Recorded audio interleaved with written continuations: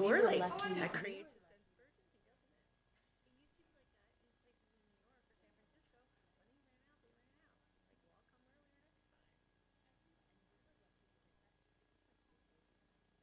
like that in places in New York or San Francisco. When they ran out, they ran out. Like, well, I'll come earlier next time. Oh, that is kind of like, yeah. It is good. I love the street tacos. His quesadilla is really good. Because he keeps running out. And I haven't had the chili verde. It's a barbecue sauce on the top. So it's a chicken and quesadilla, but it has that little splash of barbecue. Some people would like it a little hotter. It's a little too sweet. They like it a little hotter. I don't know. Then you can add some. I like it. It tastes like that it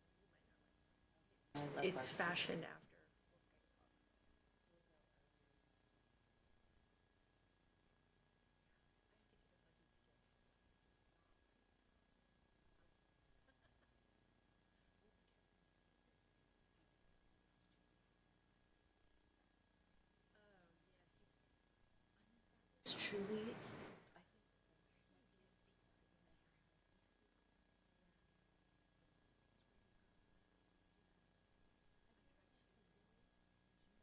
I don't want to go to Chico for pizza. I don't either, but they have.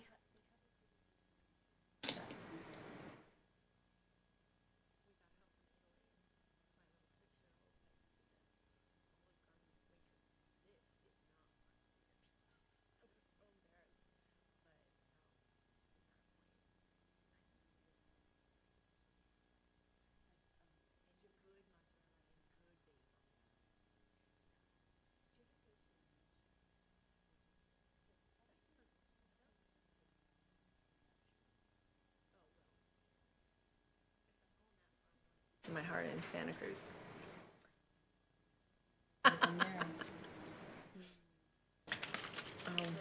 So Amici.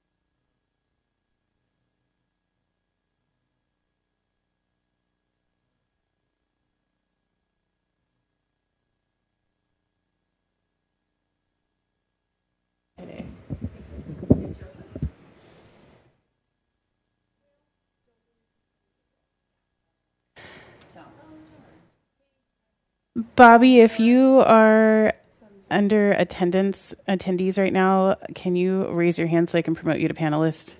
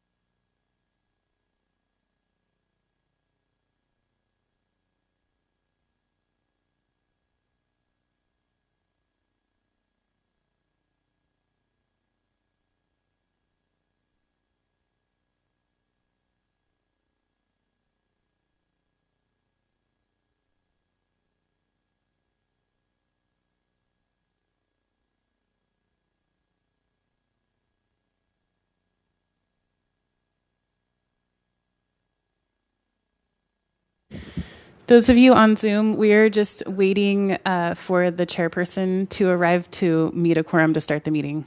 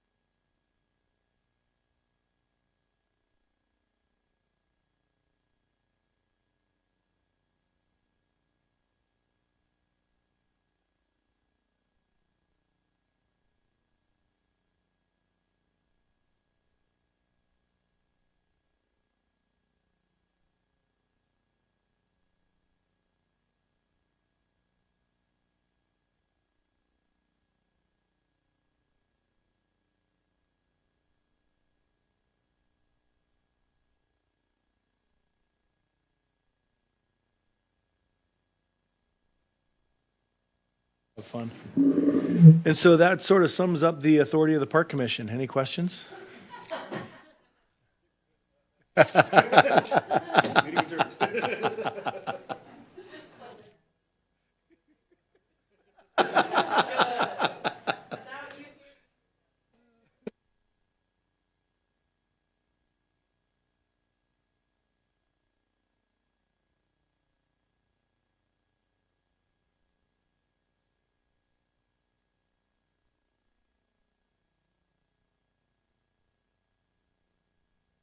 So no agenda this evening. This was just a workshop at the request, well, kind of at the request of the park commissioners so that we can understand the authority of the park commission. So Mr. Huber, our city attorney, has presented this in the past. He's very familiar with what the authority is based on the charter. And so he will be presenting the authority to you this evening. I know, but no staff report. So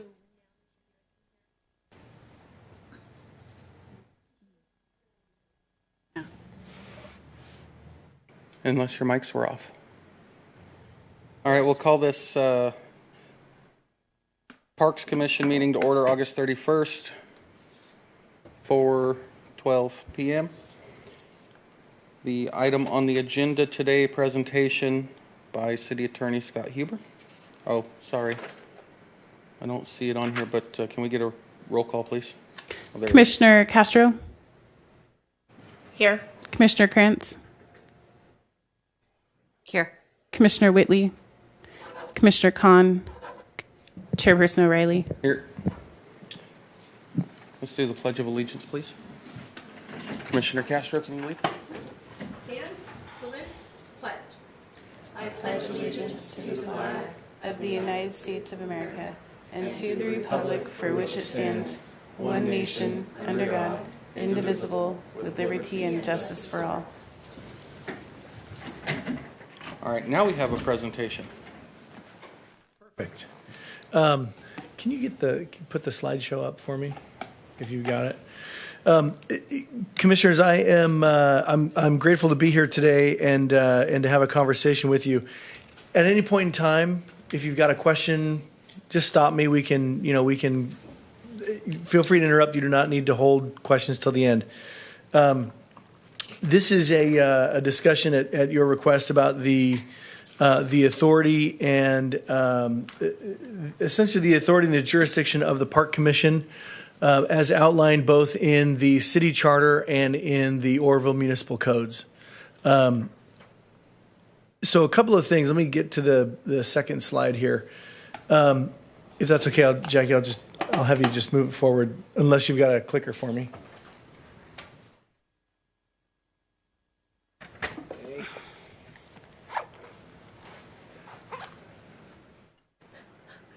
I have a question out of the get-go. Sure. Is this available online or something we can send to So the public, or is that we confidential? No, this is not confidential. We can put it online. We did not yet put it. I needed to update the codes because from I added a couple of slides and there were a couple of references to old Oroville municipal code sections, and I didn't have time to do that over the weekend before the agenda was published. So we can put it online. We can put it with as an attachment with the agenda or as part of the agenda. We can re-upload it, and certainly make it available. Not a problem at all. Mr. Huber? Typically within like a week after the meeting, my assistant will help upload it to the website so that you can go back and look at it. And I do want to make a quick comment before you get started. I'm sorry for interrupting. I did receive, as I'm sure we all did, email correspondence from Mr. Hewitt regarding the agenda, that there was nothing on it.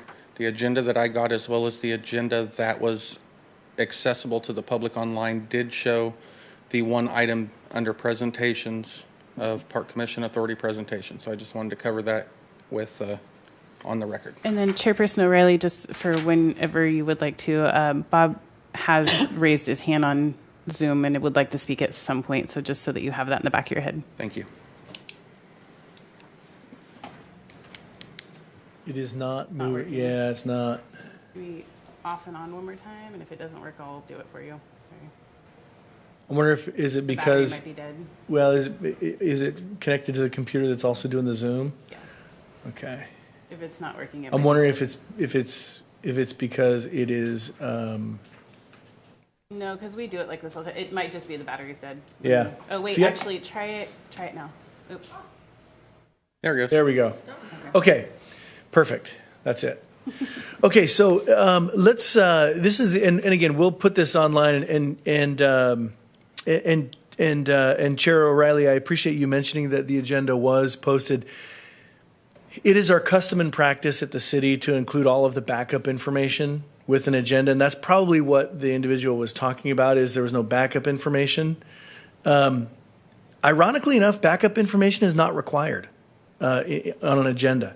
What is required is a brief description of an item sufficient to give the public notice that if they want to be heard on an item or if they want to watch a public agency do their business in public, that gives them sufficient notice to show up to either watch or be heard on an item. And even the statute even says, generally speaking, 20 words or less will be sufficient on an item. So, I've always thought it was odd that backup isn't required. Of all the things California makes us do, that's not one of them, amazingly enough. And I've always thought it was kind of odd.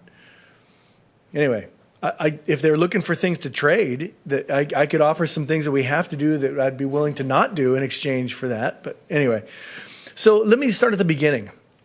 The city charter, there's a city charter, and then there are ordinances, and then there are resolutions, and each one is sort of hierarchical, right? There's a hierarchy to them.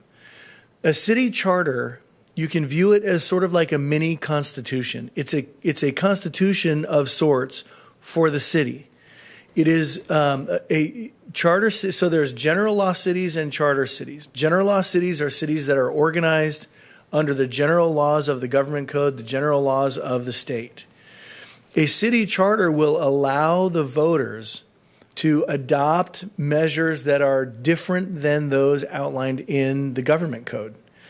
It essentially establishes rules for the functioning of a city. And the reason why I mentioned it's like a mini constitution is because it's voted on by the voters. Once the voters approve something in the charter, the council can't change it without going back to the voters. So they can't say, look, we know what the voters said. We don't like that. We're just going to do our own thing anyway. They're required to follow it. If the charter says you do it, you got to do it. Now, there are some, that's the overarching rule. There are some exceptions to that. And we can talk about that where we find the exceptions, but that's the general rule. Then ordinances are next in the hierarchy of order. The ordinances are next. Those are voted on by the council. They can be approved, they can be rescinded, they can be changed. The council can put something in that will only be valid for a certain period of time and then automatically expire.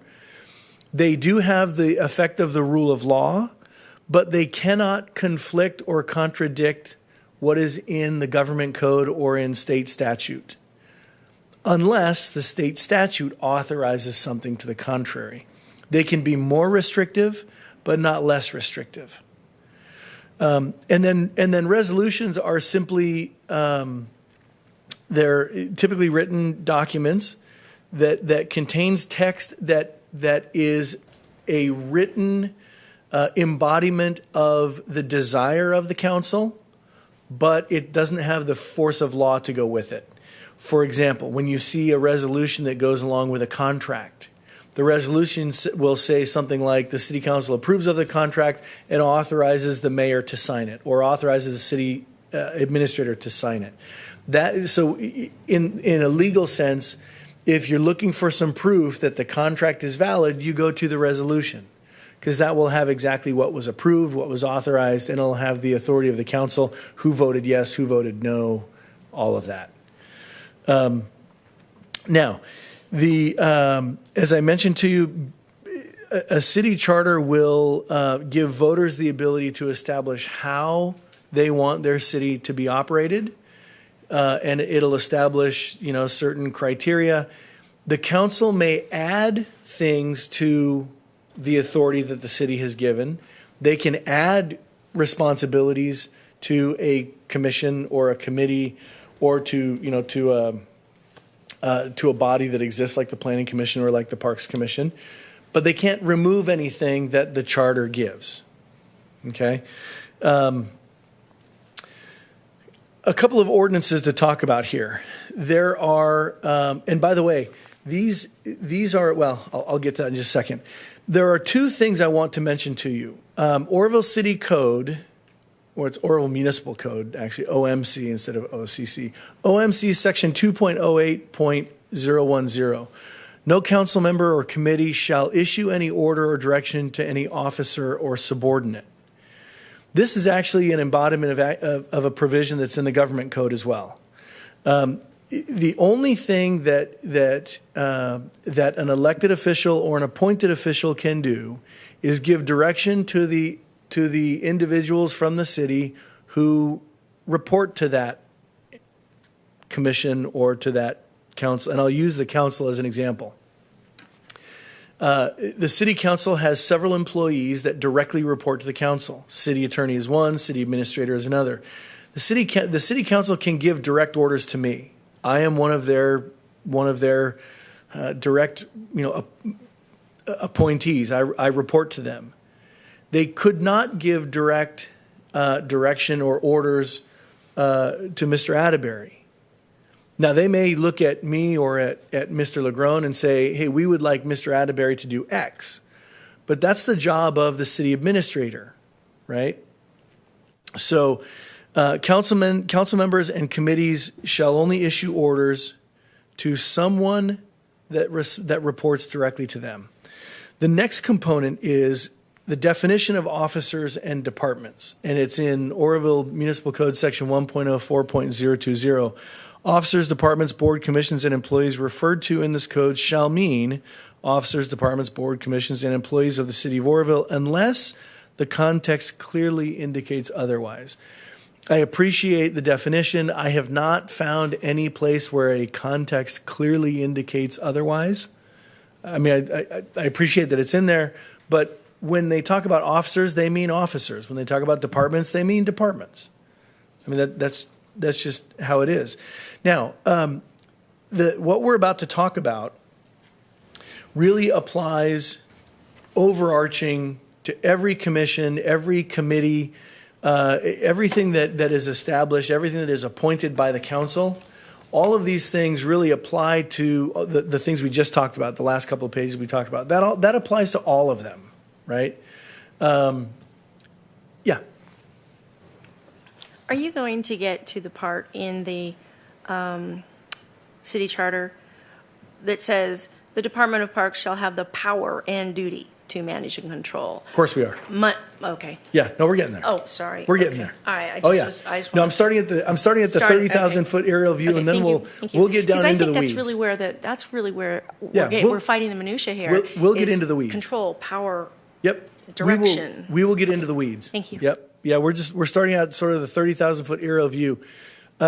Because again, some people that may be watching may not understand. That's really how all of this. So we're down. We started at 30,000 feet. Now we're getting down to the establishment of the park commission. Probably I'll call it 15,000 foot view. The city charter, Article 6, provides the following. It says, quote, the officers of the city of Oroville shall be a mayor, 6 members of the council, city clerk, city attorney, treasurer, engineer, street superintendent, chief of police, fire chief, a health officer, a planning commission, and a park, playground, and recreation commission. Now, the 3 dots there means it continues. It identifies other stuff. But the underlying portion there, a park, playground, and recreation commission, that's you. That's you folks. Now, I know we call it the Parks Commission. Different terms, park, playground, and recreation commission. That's all embodied in what it is that you do. Next page, Article 10 of the Charter provides most of the rules governing the authority and jurisdiction of the Park Commission, but there are some others in Municipal Code Section 9.04.030 and 12.12.060. We're going to go through, this right here is your roadmap for what we're going to talk about, okay? Article 10, we're going to go through it line by line. Oroville Municipal Code 9.04 and 12.12 we're going to go through next because that gives you some additional authority that was granted to you by the council, that was not granted to you by the voters in the charter, but that the council thought this is appropriate for the Parks Commission to take care of. Okay? Okay, starting out, and Article 10, and again, I do have the separate color-coded document here. If you want to look at it, separately you can, but we're going to go through little by little and break it down. Is this the same one that we've received previously in the past? Virtually. Okay. Yeah, virtually identical. I did some additional, highlighting and underlining and stuff in there, but yes, it's pretty much it is the language of Article 10. So the Park Commission consists of 5 members to be appointed by the council, each to serve a term of 5 years without compensation. These are the individuals on the Parks Commission. Of course, the 3 of you that are here, you're listed there, as well as the 2 that are absent are up there as well as the expiration date of your term. You serve a term of 5 years without compensation. Now, there is a portion that I didn't put in here, but individuals that serve at the pleasure of the council may also be removed at the pleasure of the council. I don't know why they would do that, but I let you know that that's just how it is. Once you're appointed to something, you serve at the pleasure of the council. And I've made there are very few exceptions to that. Ironically, one of them is if you've heard the term of county council. Ironically, once someone is appointed at county council, they serve for a term of 4 years, and they may not be removed, absent. I will call malignant behavior, right? I'll put it that way, nefarious behavior. But literally, so that's one of the very few exceptions to that. But in almost every situation, when publicly elected officials appoint someone to a position, they can also remove that appointment if they desire to do so. Don't know why they would, but that's just within the power. Now, Just for the facts on that, Scott. yeah, If I may ask, what would be the, I don't know why we'd even need to know, but what would be the method. and the required vote to remove a commission member? Yeah, the procedure to do that would have to be on a publicly agendized matter for the city council, and it would just be by a simple majority vote. Okay. The same vote that is required to appoint is also required to remove. So if someone had a supermajority required to appoint, then a supermajority would be required to remove. Okay, continuing on, and I will tell you very candidly. I'm gonna say it like it is. I didn't draft this. It was drafted 70 years ago. It was in the 50s, I think. The charter? The charter. Yes. And again, I'm looking over here because that was my recollection. It was about 70 years ago. This is not a model of clarity. I wish it was. It just isn't. And fortunately, we're only talking about one section here or one article today, because there are lots of other articles that I look at and I just think, wow, I really wonder why that was a logical thing to do when it makes no sense today. Now, back then, it must have, because they included it and it was voted on. But, okay, so here it says the Department of Parks shall have the power and duty, and it lists out the 7 items. But you'll notice the word that's underlined, the Department of Parks. The Department of Parks is not the Parks Commission. It's the Parks Department. Now, why they would, and this is one of the examples of why I'm talking about, why they would include duties of the Parks Department in an article that relates to the Parks Commission doesn't make sense to me. I can't tell you why they did that. That's just what they did. But so the Department of Parks has the following power and duty: manage and control the parks, to establish, maintain, and operate the parks with structures appropriate for park purposes, to construct, operate, sell, rent, lease concessions, it goes on and on, or privileges to be exercised in the parks, in the operation of boathouses, refreshment stands, restaurants. I don't know, do we have any boathouses? I don't think we do. Anyway, we're working on some. Well, good. To establish schedules or charges for special services, to grant the Department of Playgrounds and Recreation the right to establish, maintain. It goes on and on and on. To appoint a superintendent of parks.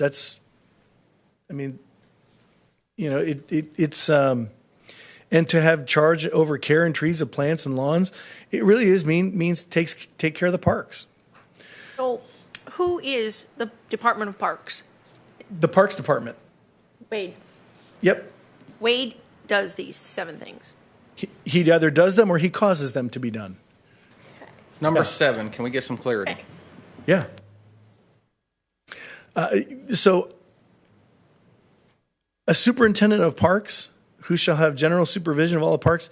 That's really, I don't understand. I know what a superintendent is. That's Wade still, correct? That's still Wade. Okay. That's still I Wade. think that's Dawn. Oh, Because I'm the Assistant Director of Oh, that's right. I'm Community sorry. Development. That's correct.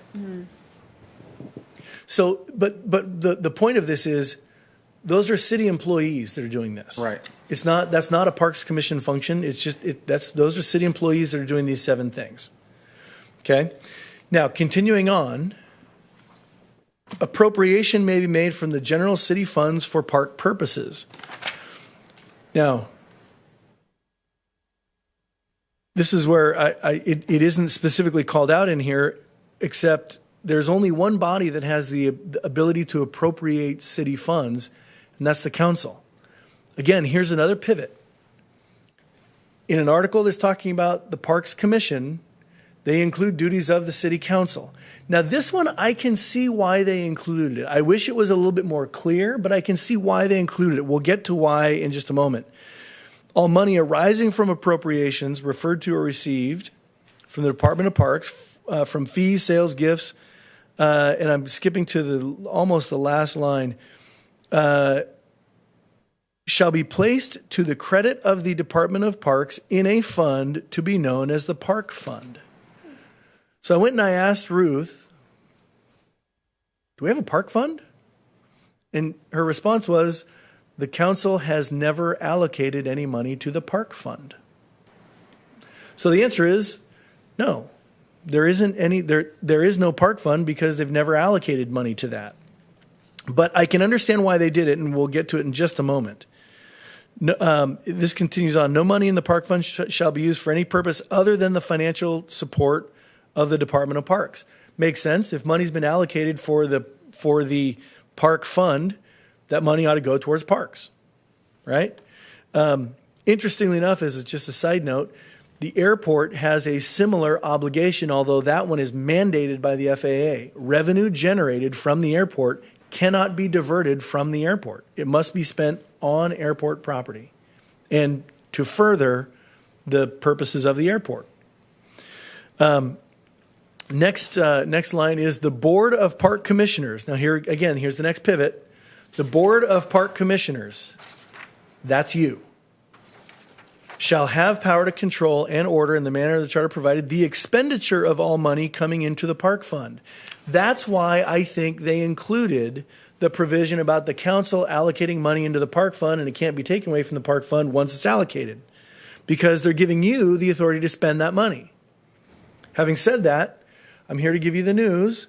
The council hasn't allocated any money to the not to the park fund ever. There is no park fund. Yeah, I mean there isn't one. Now that doesn't mean they don't allocate money, and this is where again it gets really. It's like they threw all these words in a blender and just hit frappe. They all get mixed around, and you have to really carefully track. Okay, who are we talking about here at what instance? Because while you have the authority to do that, that doesn't mean the city council has never allocated money to the parks. They do it every single year in the budget, right? But they haven't allocated it to the park fund. That's the difference. They allocate it to the parks department to fund the employees, to fund the machinery, the equipment, the purchase of trees, vegetation, the purchase of, I think not too long ago, we purchased some playground equipment, if I remember, about a year or so ago.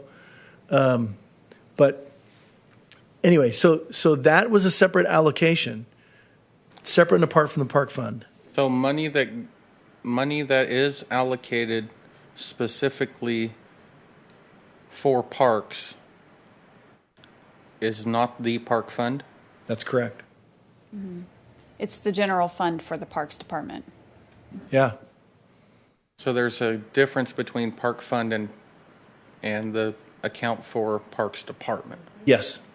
Okay. Yes, that is true. Now, I will tell you, in some jurisdictions, and the reason why I think this was included, and again, I'm trying to figure out, okay, what were they thinking back then? There are some jurisdictions that would have automatically revenue that's generated from, and I'm thinking of some of the coastal communities that have beach access, that have, that have concession stand, and they lease the property for the concession stand to someone to operate it. They will automatically take those funds and say those are allocated to the park fund or to the beach fund or to the whatever fund. That way they don't have to think about it. That money just automatically goes into that fund, right? Which is what should be being done from reservations and rentals from the parks. And that's, again, that's an argument that could be made. The council here, from the beginning of the charter until now, has not done that traditionally. Well, and to add a little to what Mr. Huber is saying, the city used to own these other parks, these concessions. baseball, Mitchell Field, and Harrison Stadium we used to own. Riverbend Park property we used to own. There were many of the tennis courts the city used to own, and they were leased to Feather River Parks and Rec, but it fell under that purview of the Park, Playground, and Recreation Commission at that time, and there may have been a fund at that time to help with the expenditures of those projects. But in the 80s, those properties were deeded to the Feather River Recreation Park District, stripping a lot of what that fund was intended for. So that fund has not been allocated to since then that we know of. So that is kind of just a little backstory as to it was a more robust Parks and Recreation Department, but when Feather River Parks and Rec came around, that was put to them. So the city just controlled parks and remove the recreation piece. Yeah, and to follow along on what Don just said, I will mention to you that is another wrinkle that complicates some of this. Is most public agencies, most cities, don't have a separate parks and recreation agency with separately elected individuals. It's just, I'll use the analogy, when you hear the clapping of hooves, you expect a horse to walk around the corner. In this instance, it's a unicorn. There are very few places with parks and rec public agencies separately standing for obvious reasons. Revenue is always an issue for them. They typically don't have sales tax revenue. They typically don't have property tax revenue. As soon as you take all of the parks and you give them to a separate agency, now you're really strapping that agency with, okay, now you got to fund it. Now you have to do all the stuff that needs to be done. Typically, again, there's always exceptions to this, but most voters expect that their local agency is going to take care of parks for them. Most cities do that. Most cities will say, we control all of the parks. You don't have a situation like in Oroville where some of the parks are the cities and some of the parks are Feather River and some of the parks are yet the counties, and it's sort of this patchwork. And I'm not suggesting that we go and try and take over Feather River Parks and Rec. That's not what I'm suggesting. I'm just saying it's just different. And so we deal with it as we can. But now, getting back to, please. Where do museums fall within this? Are you going to get to that? Actually, let's deal with that now. Okay. The staff has traditionally brought museum items to the Parks Commission or to the Arts Commission, depending on what's going on. Candidly, they're neither of those. Museums, again, you expect the horse to walk around the corner when you hear the clapping of hoofs. Museums are unicorns. They're not parks. They're not arts necessarily, but where there is some crossover, there is an ability to say, I think there's a recognition that while they don't fit squarely within parks, that there is some recreational benefit to them. And so out of deference, and I've only been here since 2010, and I had a lot of conversations with the former chair, Frida Flint, about this, who is, I don't know if she still is, but was really involved in the museums. And it was sort of a natural fit because there was a lot of effort and time and blood, sweat, and tears that was going into the museums from members of, and I know Michelle Kahn's another one that does a lot with the museums. It was sort of a natural fit. And so they have brought stuff to the Parks Commission for your input, for your concurrence, for your thoughts. Candidly, doesn't fit necessarily, and the language, at least not under the language. So where do the museums fall under in the city? It falls under the General Parks Department. Mm-hmm. The Parks Department spends a lot of effort in cleaning up the grounds but. So then, because it falls under the Parks Department, would it not fall under us? Well, that has been sort of why it has come to this body. The short answer is this body exists based on the charter and on the authority the council has given. Neither of those squarely give the museums to the Parks Commission. So what needs to be done so that it does? You can either go out for a charter amendment, which I don't recommend, but you could. That's one way to do it. The other way to do it is to ask the council for that authority. So you're saying that in the charter, it does squarely give museums to the Parks Department? No. Or is that an interpretation? No. No, it does not. That is where the city has allocated it. The city has allocated museums to the Parks Department. Department. Yep. Because the museums were donated to the city after the passing of the charter. So they were not identified in the charter. Yeah, the city has allocated them for convenience to the Parks Department. There are some cities that have an entire department for just museums. Now, those are the more historical cities, the older ones.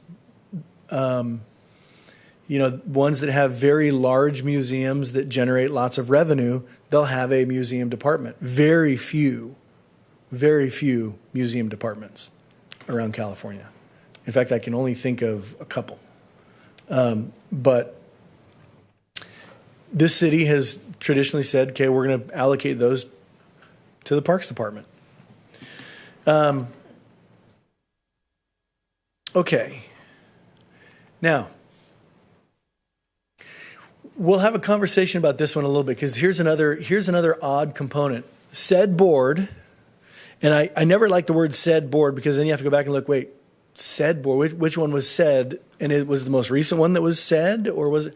I like to say, I like to identify it here. If you're going to talk about the board, make it clear which one, right? But this one, by the way, is you. This is the Parks Commission. Said board, because it talks about the board of park commissioners in the last paragraph. So said board may invest any surplus funds under its control in bonds or other evidences of indebtedness of the United States, state of California, or any other political subdivision thereof, and the income derived therefrom shall be deposited in the city treasury to the credit of the park fund. So what this means is any surplus funds that you have in the park fund, any surplus funds in the park fund, which are zero. If someone were to come, and let me give you a hypothetical. If someone were to say, and I'll use Bill Gates as an example. If Bill Gates were to say, you know what, I love the city of Oroville, and when I pass away, I want $1 billion to go to the park fund. That $1 billion would be in the park fund, and it would not be able to be transferred to the general fund of the city. It would remain there. Now, you would be looking at it saying, what are we going to do with $1 billion in the city of Oroville for our parks? Now, you can really upgrade some parks for a couple of million, even maybe 50 million. Let's call it 100 million. But now you have 900 million left over. What do you do with it? You have the authority to invest it in bonds or other evidences of indebtedness, municipal bonds, things like that. Do we currently have any of those in the parks thing? I want to say fund, but we don't have a parks fund. No. No bonds. There or are no anything. park bonds? No. There are no bonds that are out there none. And I will tell you, we're not aware of anybody who has left their inheritance to the park fund either. But as soon as we do, man, I'll let you know. Because then we can get everything in place so that it's all ready to go. That's right. But you do have, again, you've got that authority to do that. Okay? Now, no real property shall be acquired by the city for park sites unless such park sites are first approved by, here it is, the Board of Park Commissioners. That's you, right? So if the city's going to acquire some property for a park, they've got to talk to you about it before they do that.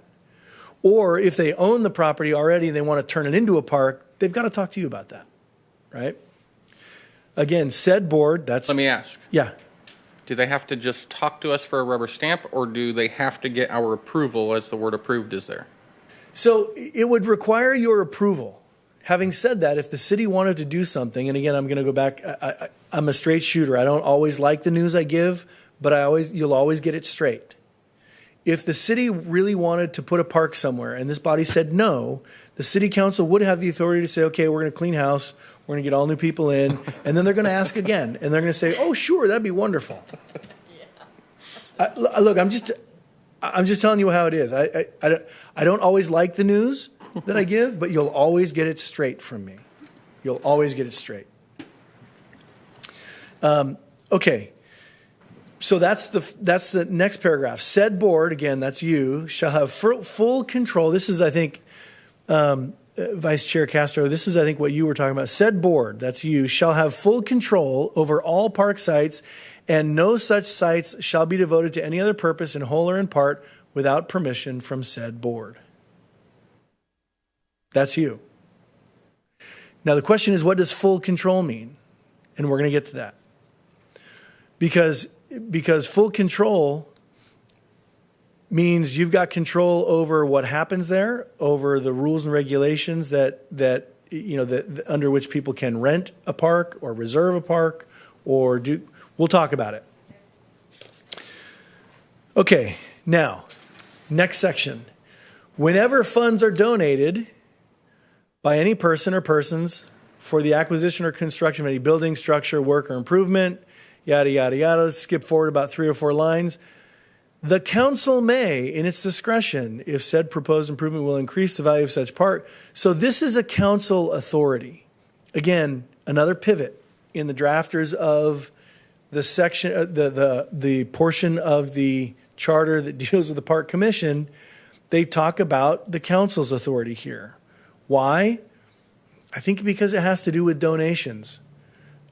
Because if someone donates something to the city is required to accept it or not. The city can say, we don't want that, right? But someone can't force a donation on the city. And the reason why, it sounds odd to even say that, but there are, I'll use the term, socially unacceptable individuals who will try and donate. And just the fact that you received a donation of tainted funds may also bring some ill repute on the city. So the city reserves the ability to say, we're returning this donation and we don't accept it. So. Can we finish that part? The council may, in its discretion. Yep. Yeah. Okay, the council may, in its discretion, if the proposed improvement will increase the value of such park for purposes, provide by ordinance for the appointment by the mayor, subject to confirmation by the council, of a special commission to take charge of the supervision of the construction of such improvement and the expenditure of the funds donated therefor. And I'll use the analogy again. Bill Gates just gave $1 billion to you, right? And you're saying, hey, now the council says, yes, we will accept that, right? That would be awfully difficult for you all to manage as on your own, right? So the council can appoint a special, where's the term? A special commission, likely to be comprised of individuals with strictly a financial background, right? They can recognize a purpose. Okay, we need someone to help us manage this $900 million so it doesn't become $500 million in a day, right? So you would want some financial individuals to do that. The council can say, okay, we're going to appoint this special commission to take charge of that. Alternatively, if you were to take that money and say, we want to build, and this idea has been floated ever since I got here at various times, based on the construction of the dam and the restriction of water activities that happened as a result. Again, you've got $900 million or close to $1 billion. You could say, we're going to take $100 million and build a massive water park. But none of you are experts, to my knowledge, in building water parks. So the council can say, we're going to appoint a special commission to take charge of the construction of that. So it's built appropriately. So the difference I see, I just want a clarification so that I understand. Previously, where it said donations, or where we spoke about donations, if somebody donated specifically to the park fund, it would then be in the park fund under our Purview. Delegation. Yeah. This portion speaks specifically if it was a donation for the acquisition or construction of building, structure, work, or improvement in a park. Is there a difference there? Yeah, a little bit. So what this really pertains to, we skipped over some pretty important words here, actually.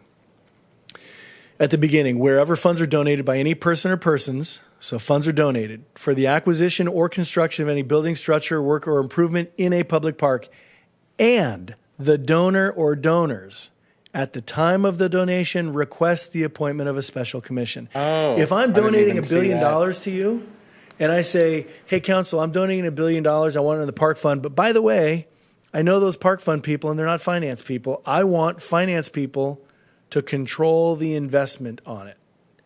Then you can have a special commission. This is what triggers this isn't the money and it isn't the construction. It's the donor. Right. The donor can say, I want this to be specially handled by a separate commission. Never been done. Never heard of it being done.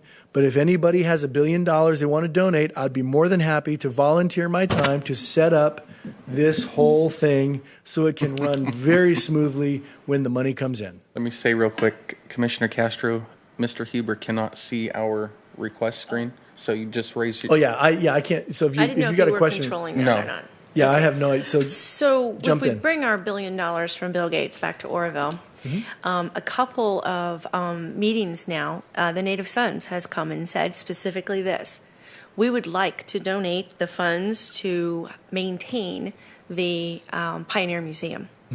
And several times we have been told it is not under the Parks Commission purview or Parks Department, but the council has been saying or alluding to, we'll just set up that special commission for you to take that over. Is that within what this paragraph says? Possibly. What I would suggest, because you've now taken something that, again, you're talking about the Native Sons and you're talking about the Pioneer. the Pioneer Museum, which is awesome, by the way. I haven't been in several years, but last time I was in, I'm like, oh, wow. This And now is we've amazing. learned today that museums are not technically under our purview. That's the Right. issue. What I would at that point, I would say, okay, you've got two issues to deal with. One of them is, are the museums under your purview? And if the council says we're willing to put that one under your purview, okay, fine. Then they need to make that decision. And then if the funds come in to be placed in the park fund, then they would be under your purview. Now the council may say, okay, They're going to donate. Those funds so are gonna they come get a in. special commission. they might do that If the donor requests it. if the donor requests it.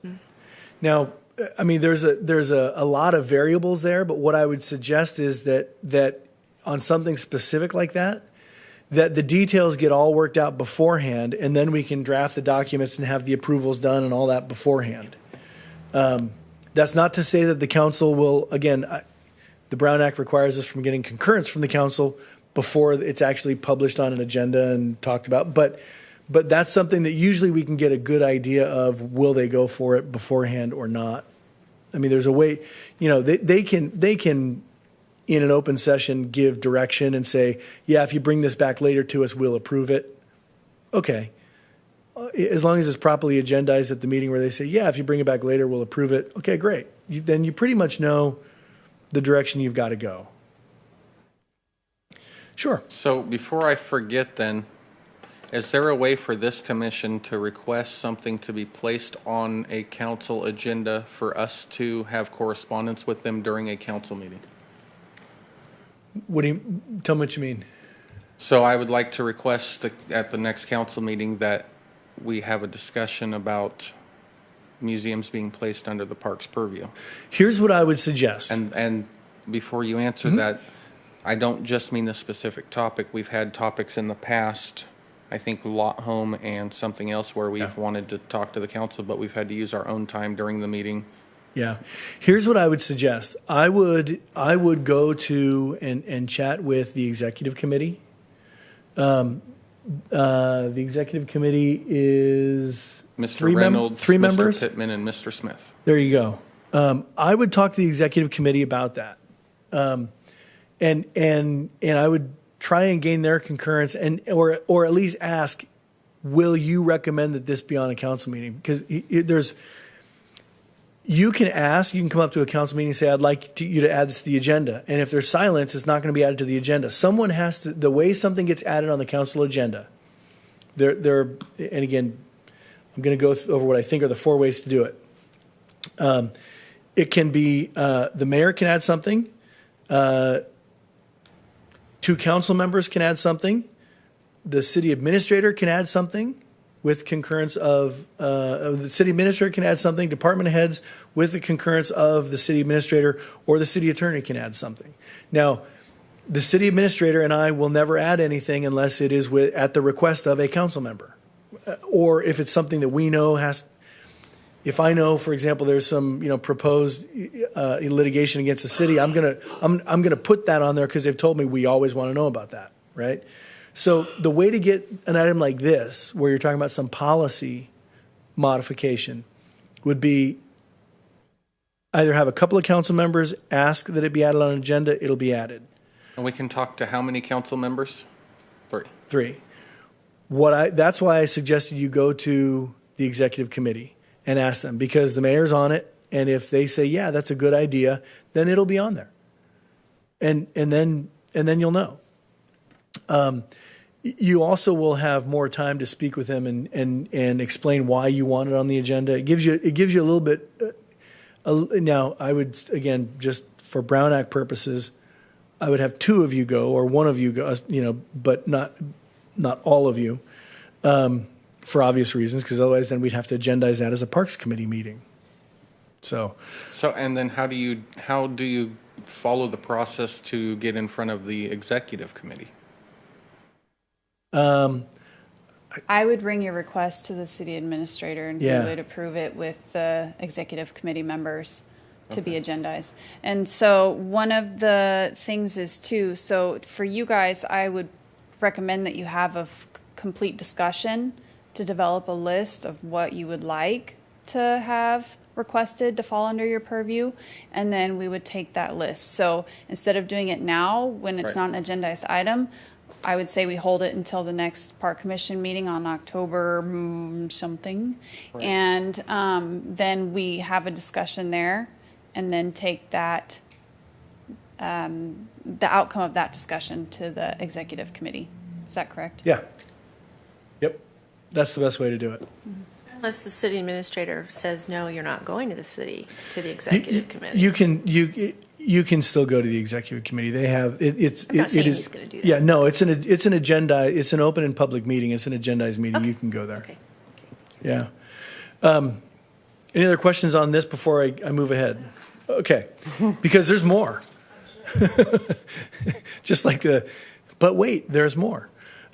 So in the events, this is again continuing on from the last paragraph. In the event funds are donated in the manner provided for in the section, which we just talked about, the council may create a commission to be appointed under the provisions of this section, which will have such powers and duties regarding construction and maintenance. Again, it is just another detail related to if someone donates money with strings attached saying, I want it to be handled by this separate group.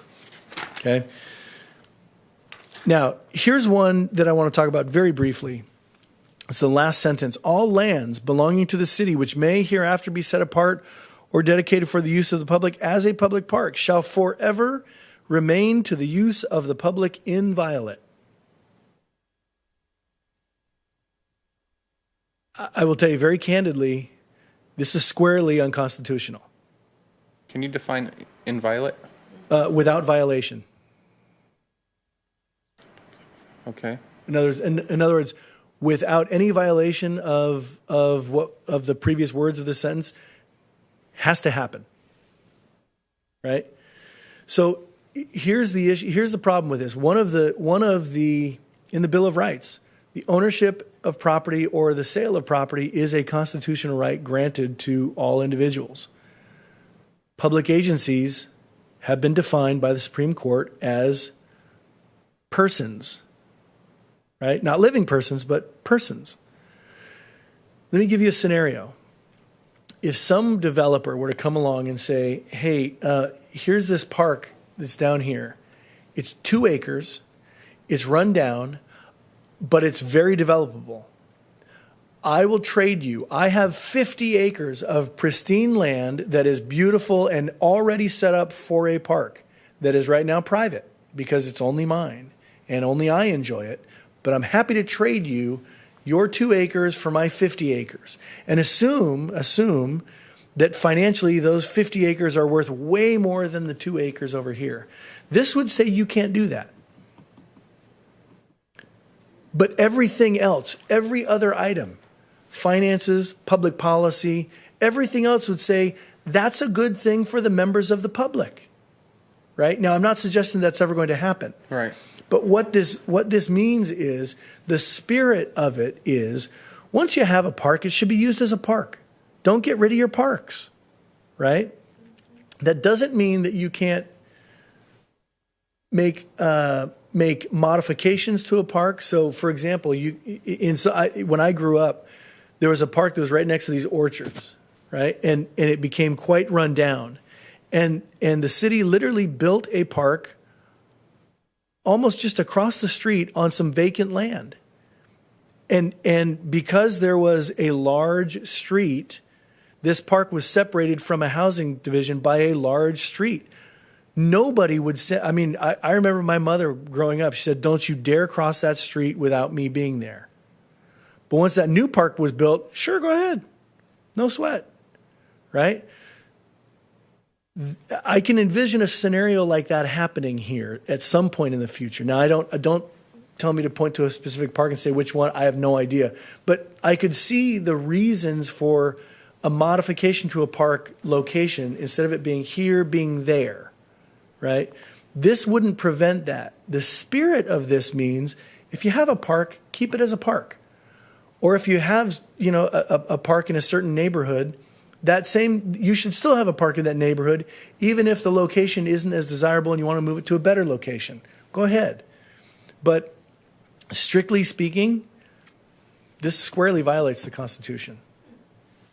Now, am I going to, go and fight, to have this thing thrown out? No, of course not. It's crazy.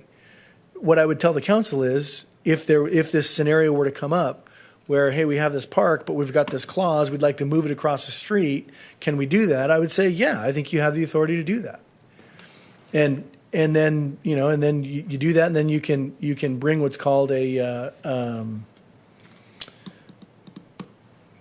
an action that the city can bring that essentially the city sues itself, saying we're suing to make sure that this is okay. Any member of the public, if you want to challenge us on it, a validation action is what it's called. It validates the action of the council in doing something. Typically, right now, the only place where you have validation actions are on bonds that are sold. And the reason why is when they sell those bonds, the finance people on Wall Street want to know that no one can ever challenge it. And so they bring what's called a validation action. They actually sue themselves so that any member of the public has to show up in that litigation or forever hold your peace. So I don't want to jump down any rabbit holes and take longer than we have to. But something you said caught me. Yeah. If the land, for instance, if we were talking about Rotary Park. Okay. That is land belonging to the city. It's a park. And for whatever reason, something across the street happened. The land became vacant. And as you were mentioning, moving it across the street. Mm-hmm. Wouldn't this prevent that from happening? Because it says the land belonging to the city, which is dedicated for the use of the public as a public park, shall forever remain. Would that prevent that from happening? No. And the reason why is because, again, I believe it's unconstitutional. Okay. Oh, that's okay. That's the reason why. Just trying to understand. Yeah, the short answer is if that was constitutional, then yes, that would absolutely prevent it from happening. Okay.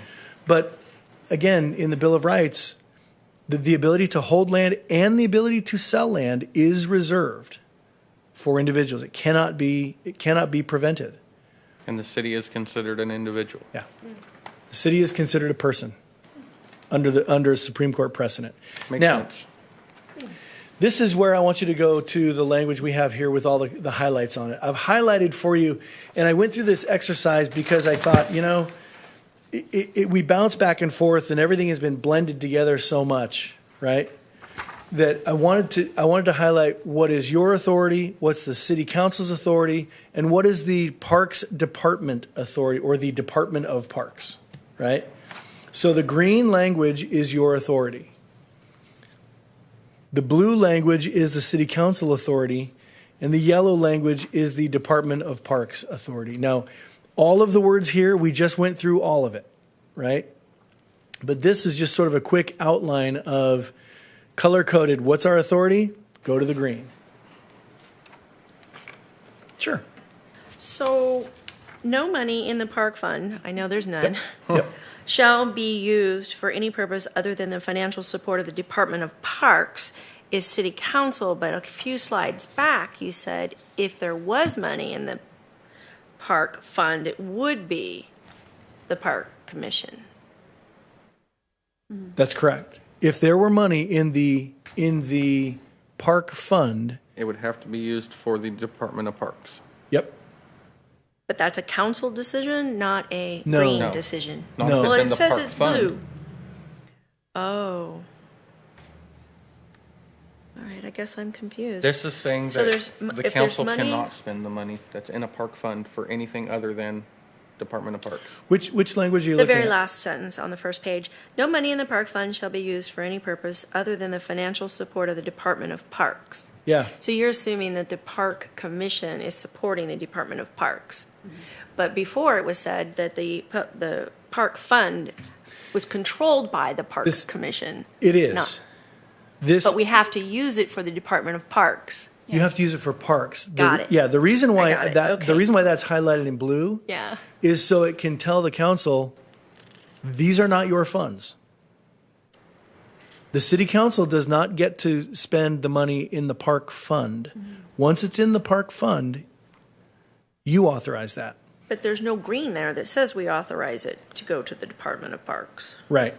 I'm There just, is Yeah. somewhere else. It is somewhere else. It's Okay, okay. in the very next paragraph. okay.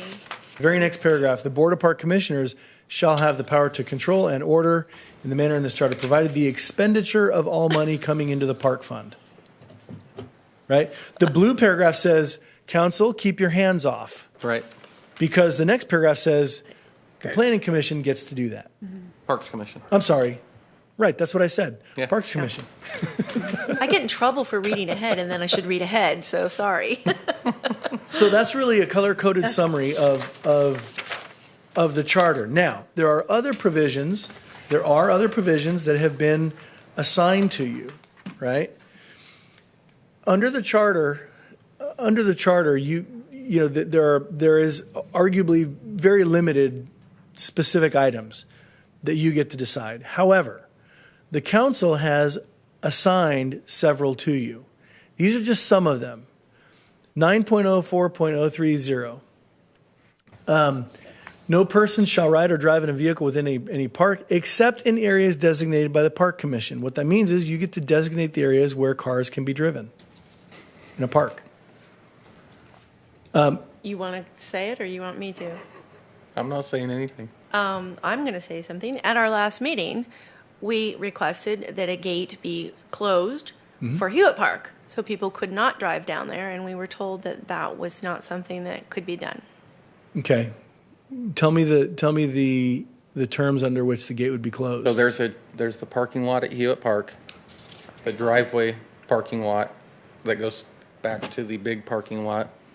There's a lot of activity that happens in that park at night. There is a existing gate. It is slightly bent from somebody hitting it. Or yeah, it's still there, I believe. Anyway, we asked about the possibility of having that gate shut and locked at night so people couldn't access the park. Okay. The intent of that was because we don't have the staff to Correct. go out at sunset to lock that gate. There is, let me separate two items here. This is talking about In the park general. This is talking about you get to decide where parking lots go. You get to decide where vehicles can be driven. We can say, yes, we're going to allow the vehicles problem- to drive on the grass. The problem that you're talking about is one of enforcement of a curfew. We're going to get to curfews in just a minute. Okay. Right? We're going to get to that in just a minute. So hold that thought because it's valid and I hear you. So hang on one second. In subsection E, again, same section, 9.04.030, control of dogs, cats, and other animals. You all can regulate the time, place, and manner that dogs, cats, and other animals can be can be in a park and where, right? Where's B through D? B through D actually, interestingly enough, apply to us? don't apply to you. Okay. Yep. Section G2, the City Park Commission shall designate the hours of closing for each city park or park facility and shall cause it to be posted at each entrance in each city park or park facility.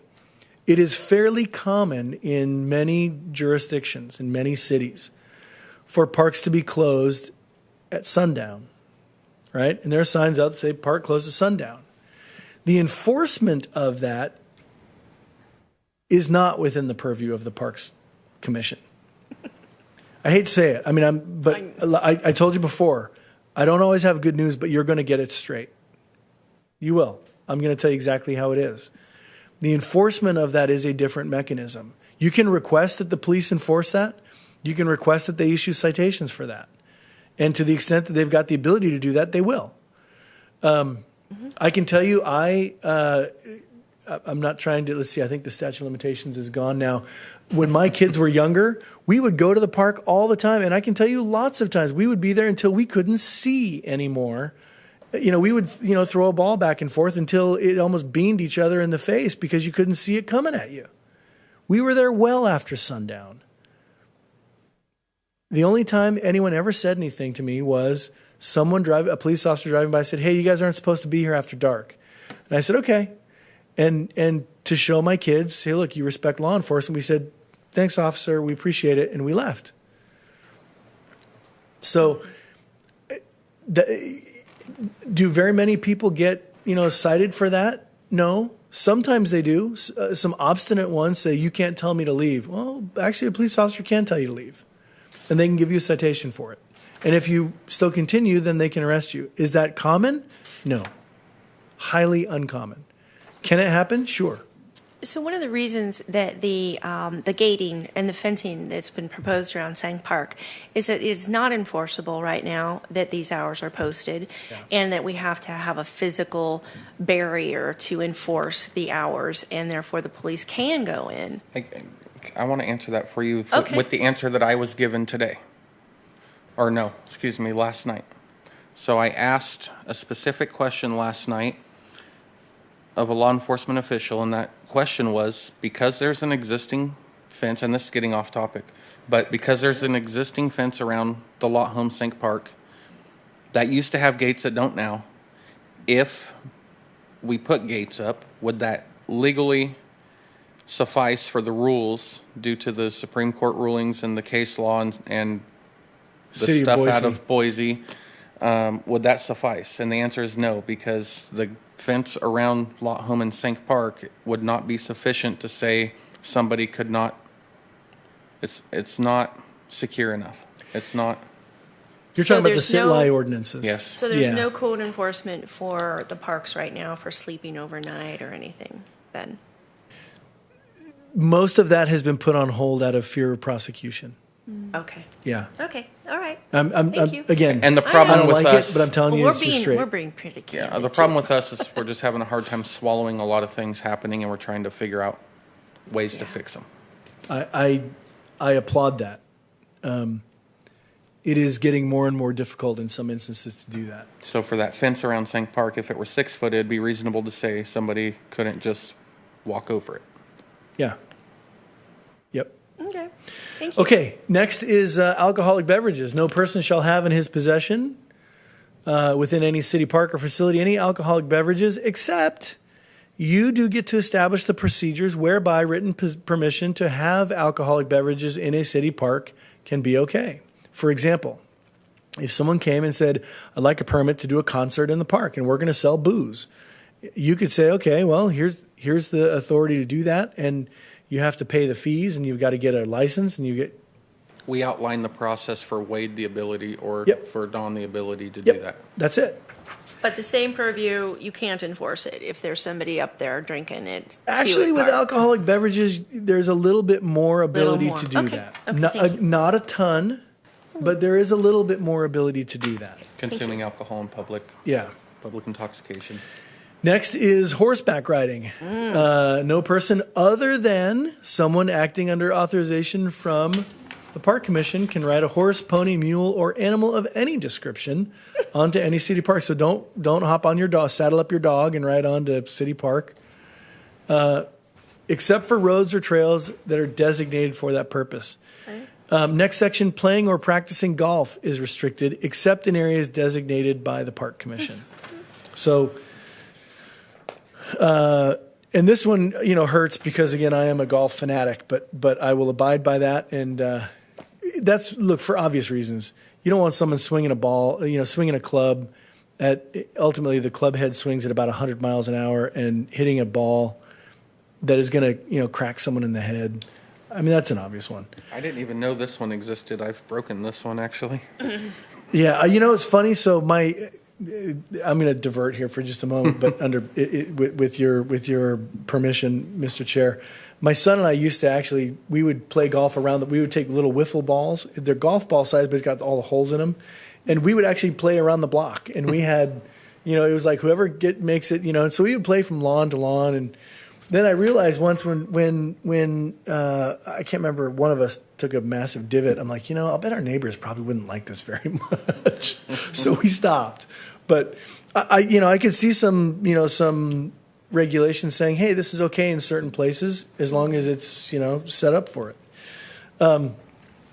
Next is model crafts that are restricted. Flying model airplanes or remote control cars or boats can't be done except in areas that are designated by the Park Commission.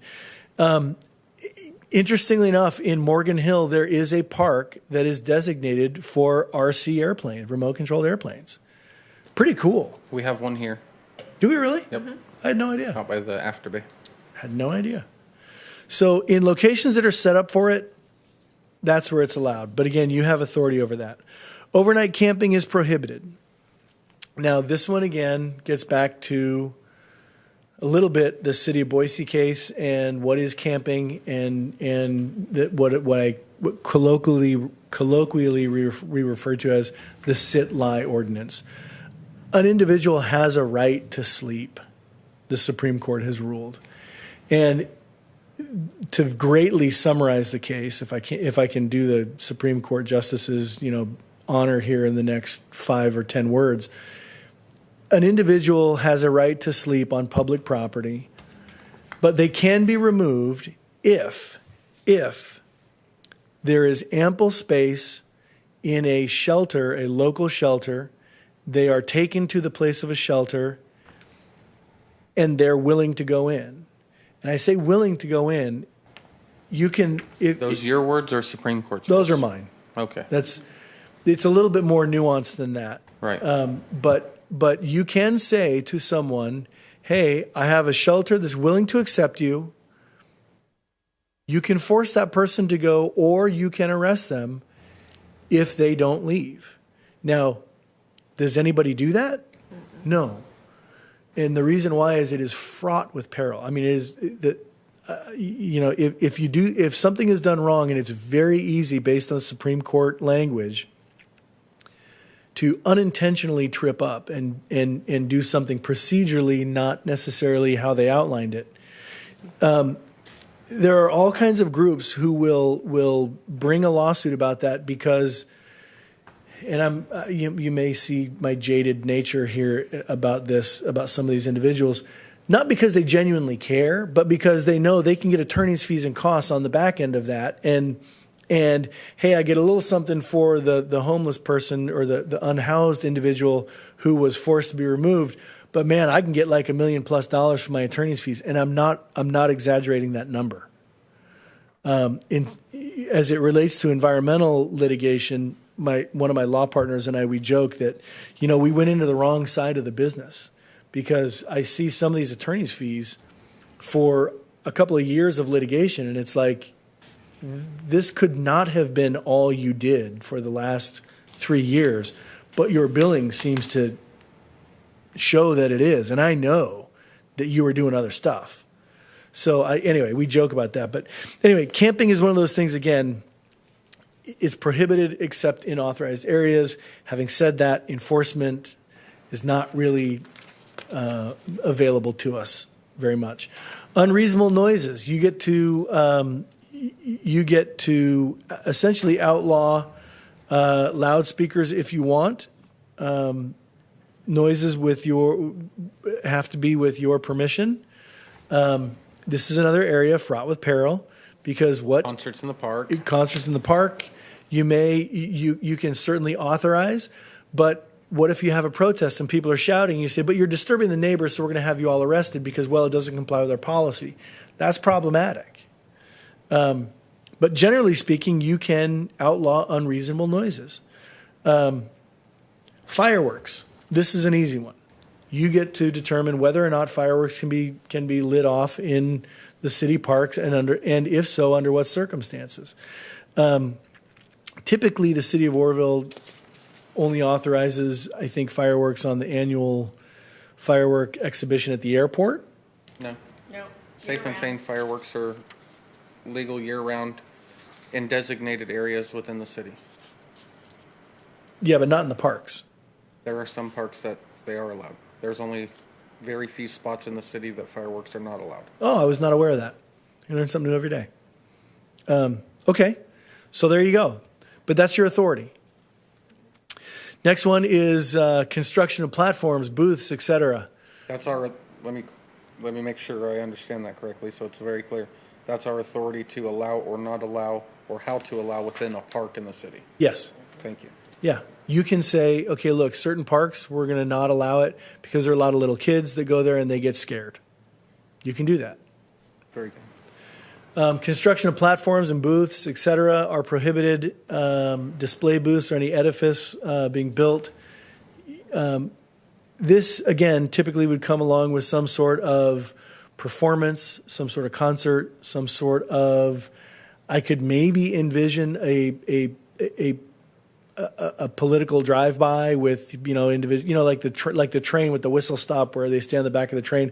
I could envision some politician thinking, great, I'm going to go from park to park to park. I'm thinking a stage for something, concert or something. Yeah. A little carnival with kissing booth and. Yep. Craft fair. Craft fair. Yeah. There you go. Okay. Next section is 12.12.060. And I've underlined the words Park Commission because, again, this is a little bit blended of responsibilities here because it starts out the Park Department, right? Not commission, the Park Department may require that the planting of street trees be included in all building plans. However, after the ellipses, no tree which has been designated as an historical or specimen tree shall be removed without the prior approval of the Park Commission. And again, subsection B, the Park Department, not the Commission, that's not you, may require the planting of street trees within the planting strips of any new subdivision. Now, after the end of that sentence, no tree designated as an historical specimen tree shall be removed without the prior approval of the Park Commission. So Wade says they have to or don't have to go in, and then we decide if they are historical, if they can be removed or not. Bingo. Thank you. Yep. Now, here's a summary. If you're looking for the Reader's Digest version of what is the authority of the Park Commission, here it is on this one page. Commissioners serve for 5 years. You get to spend money from the park fund or from the sale of bonds, which, again, hasn't happened. You get to invest any surplus funds, approval of potential park sites, full control over all park sites, which essentially means the regulation of activities, time restrictions, established rental rates, etc., and other duties that are more specifically outlined in the sections we just looked at. It's not a ton. That wording is killing me. I know. Full control I know. over all the park sites. I know. Limited to the. That's right. blah, blah. As I mentioned to you, I'm not going to hide the ball. I'll tell you to you straight. There is not a ton of authority that is given to the Parks Commission. Having said that, the council has delegated some. Speaking from strictly a policy perspective, I think some of the reason why the council will reserve some of the decision making is because they're the ones that are publicly elected. They're the ones that are accountable to the voters. And so they want to hold some of that authority because they may have some angry people showing up if something is done that individuals don't agree with. Not that you would do things that the public doesn't agree with, but I think that's, from a policy perspective, the reason why the council holds some of those authorities. If I may, Scott, can we Sure. hear from Mr. Hewitt at this time? Absolutely. Did he have his hand up? Was it? Yeah, at the beginning of the meeting. Oh, I'm sorry. I Is didn't he notice still that. there? Boy, that's just a bad shot. That bald head. Look at that. Do you want to ask That's not good. him if he No, it's not good. purposefully left or if he... Yeah, look at that. That is not okay. Well, I am involved in this. The Exchange Club paid $108.55. I think because it's a, if I may interrupt you, I think because it's a park and you're involved here, that if you're talking about the email you sent out, I don't think we should discuss that while you're sitting up on as a Okay, park commissioner. then read what he said to all of you. Okay. Oh, this was just sent. Yep, just I'm sorry. Read what he said to you. I'm sorry. You, No, I don't was understand. I was talking either. about your email. Earlier. No, he did write about the packet, but he also, and this could be that I am involved, so I might not be able to speak. Would you like me to read? I'll read Go it. ahead. It's pretty long. All right. This came from Mr. Hewitt, Robert Hewitt, at 5:20 p.m. This is an attorney's translation of the 1909 code. When the Exchange Club paid the fees, it would seem that the Article X, Section 1 of the charter applied. Oroville Municipal Code, the Charter, Article X, Section 1, Park Commission. There shall be a Park Commission consisting of 5 members to be appointed by the council, each to serve for 5 years without compensation. The duty of the Park Commission should have the power and duty to manage and control the parks owned or operated by the city of Oroville, to establish, maintain, and operate parks with structures therein appropriate to park purposes within or without city limits, to construct and operate, sell, rent, or lease concessions or privileges to be exercised in the parks for the operation of boathouses, refreshment stands, restaurants, amusement places, or devices, parcel checking rooms, and lockers, and other similar purposes, to establish schedules of charges for special services, to grant to the Department of Playgrounds and Recreation the right to establish, maintain, and operate playgrounds or recreation facilities on lands under the control of the Department of Parks upon such terms and conditions as shall be fixed by the Board of Park Commissioners, to charge over and care of trees, plants, and lawns in the parking along public streets subject to street improvements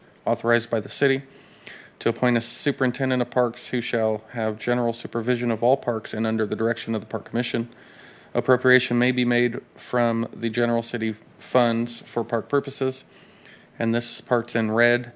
All money arising from appropriations above referred to or received by the Department of Parks from fees, sales, gifts, or otherwise in connection with the operation of the department shall be placed to the credit of the Department of Parks in a fund to be known as the Park Fund.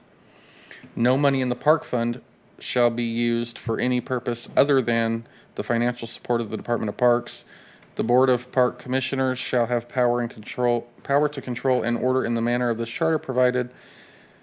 He's reading the whole charter. Yeah, this goes on. He reads the whole charter. So I His think real I think the question biggest part is the one in red. that it should be credit of the Department of Parks in a fund to be known as the Park Fund. Here we go again. And that's where I've been solely confused in my whole time spent as a park commissioner. Is I have always thought that money that has come in from reservation rentals, any money that has come in from those things of parks, were going into the park fund, or what was known as a park fund, the park fund. If I could, I know our budgets for like the lot home were set up with a certain amount of money they anticipated making off of those reservations, and that went into part of the budget for like the lot home when they had weddings there and things like that. So it may not went into the park fund, but it went into the general fund that was allocated towards that specific park. So it's not quite the same, but maybe that answers your question a little bit. Maybe that's why you got Yeah, and confused about it. Well, this whole thing's clearing up some confusion because when we asked for the financials on what is in the park fund, what's being expended from the park fund, and then we got the spider web of things. Yeah. Okay. Yeah, So and is there a that's- Department of Parks in a fund to be known as the park fund? So you're saying it's not the park fund. You're saying it's Department of Parks. No, let me back up. So we've got the language that you're talking about right here. Appropriation may be made from the general fund for park purposes, right?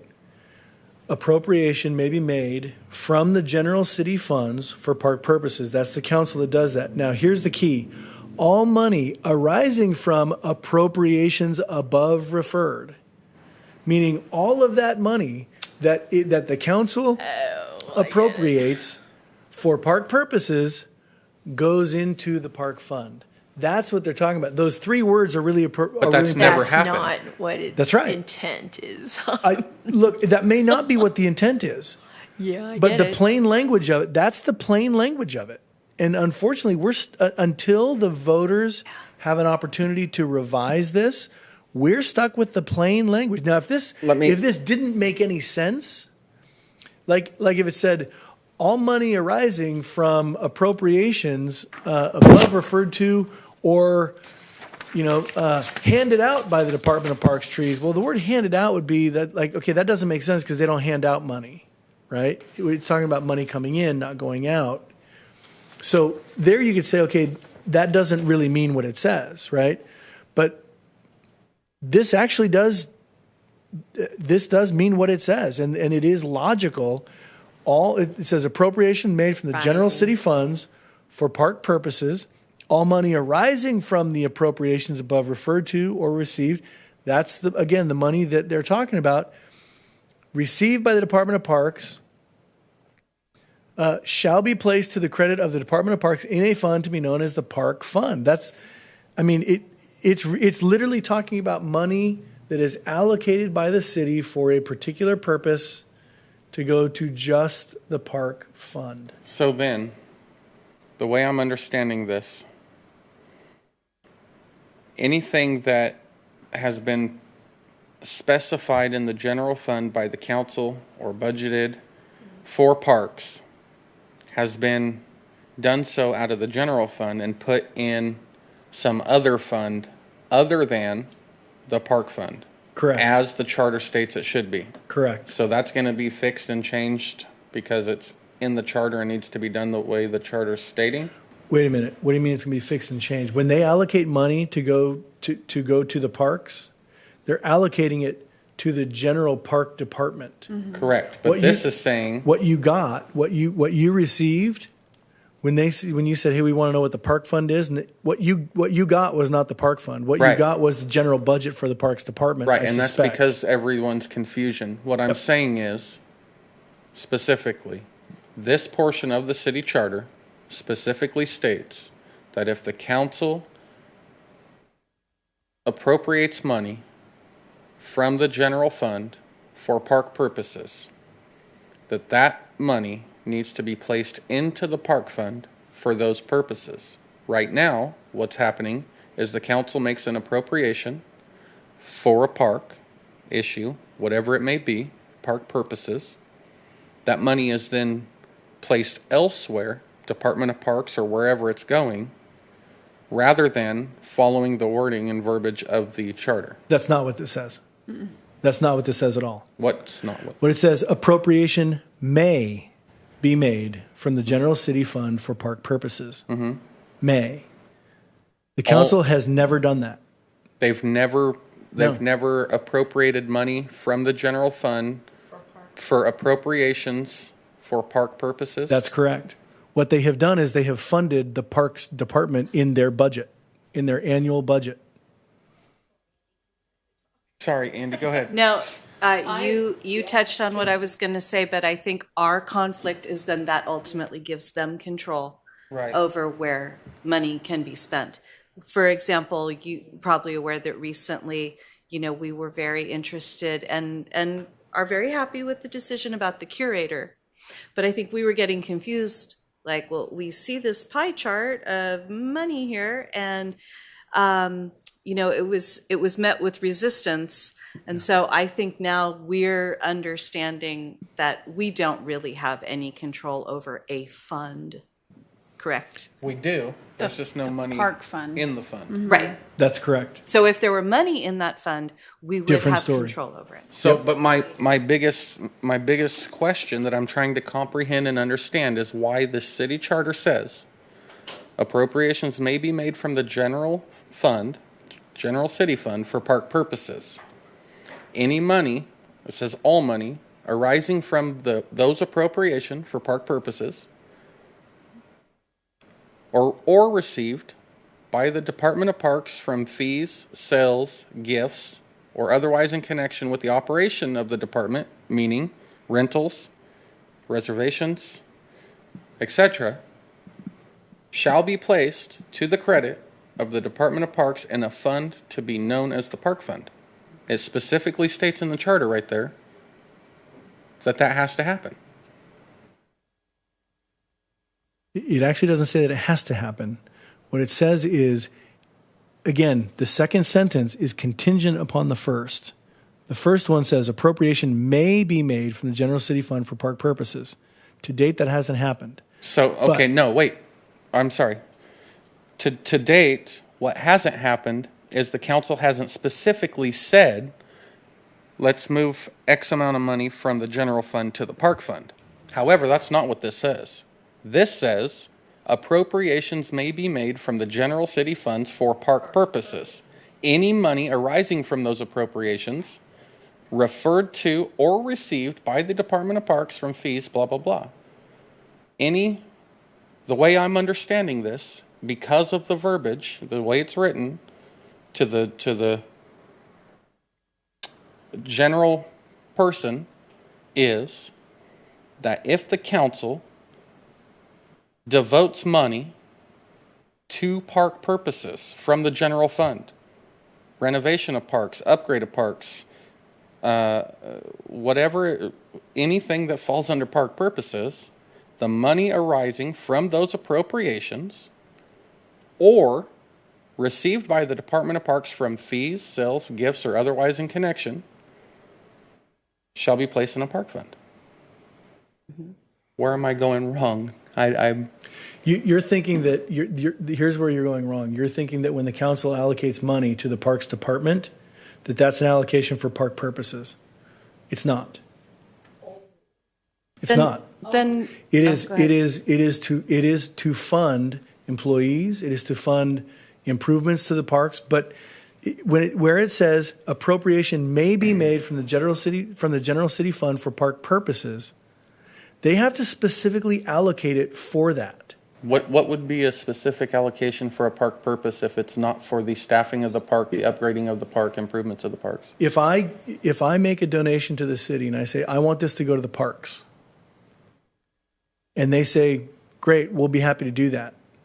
Unless they earmark it for park purposes, that it goes into the park fund, unless they earmark it for that purpose. So I want to be clear, I'm not talking about donations here. I know, but hang on a second. But this is why this is important. This is why this is there. This is the exact reason why this is there. If I want to donate to a city for a particular purpose, once the city receives that donation, they're not obligated. There's no obligation to spend the money in the way that I ask them to. Just like if I donate money to the Red Cross and I say, I'd like you to use this for your blood donation drives. There's no requirement that they do that. They can use that for Hurricane Ida if they want to. I can't direct where the money goes. This was done in an effort, I believe, this language was put in so that if someone donates money or if the city decides to say, we're going to allocate this money for the parks, that it is a one-way street. It never comes back. It never gets to be commingled in the general fund ever again. It's segregated for that purpose. That's what this is for. So let me ask you. It doesn't say donations. It says general city funds. Let me for ask you park this. If you were an purposes. attorney, When I donate money to the city, it goes into the general fund. right? Okay, It all but does. we also have 1% sales tax going into the general city fund, and some of that is dedicated to park purposes. So if you were an attorney that I had hired, and we're going through this language, and with the way this is, well, I don't think you can answer this, so I'll refrain from asking. Everything has made sense so far tonight, up until this part right now, because we're not talking about donations. We're not talking about anything other than the verbiage of this particular piece of the charter right here specifically states appropriations may be made from the general city funds for park purposes. To me, as a citizen, taxpayer, commissioner, everything that I know and do and that I understand, and I understand some, that particular very sentence right there means, and I'm going to reword this in my own words so you can understand how I'm reading this. City council may, from the general fund of the city, say X amount of dollars are going to the parks, or parks department, or parks area. To me, that is park purposes. What distinguishes the difference between park purposes and maintenance, upkeep, employment, staffing? What's the difference in park purposes there? Because the way this is written says, sure, they may be made, the appropriations may be made, but they're made all the time. They're made every year with the budgeting. When the council says we want to put X amount of money towards the parks department, that to me says that's for a park purpose. It's the parks department. I appreciate where you're coming from. The council has never funded the park fund. They just haven't done it. And when they generate the budget, they do it with the intention of them keeping control over where those dollars are spent. That's all I can tell you. If you would like to have them change their ways and say, hey, council, every dollar you donate, every dollar you put in the budget should be park fund dollars. If they want to make that as an ordinance or a resolution Right. so that it's automatic, they can do that. Now, I want to also be clear that I know that this isn't your No, I know. verbiage, your I know. wording. No, I know. And it's nothing personal against you. No, I The know. frustration of this commission is and has been prior. I've been here prior to both ladies sitting beside me here. And ever since I've paid attention to the Parks Commission, the frustration has been verbiage of this charter and ordinances. I get it. That's why this was prepared beforehand as well. We had this very same discussion. So let me ask you, if it were sorry, Andy. That's okay. Go ahead. If it were a different attorney, Yeah. if there was another attorney standing here, could they take this to mean what I'm saying I'm understanding it to mean? The short answer is we don't interpret this. I'm not interpreting this. The council has interpreted this. This is how they are operating. And I can tell you just as sure as you're standing here, just as sure as I'm standing here right now.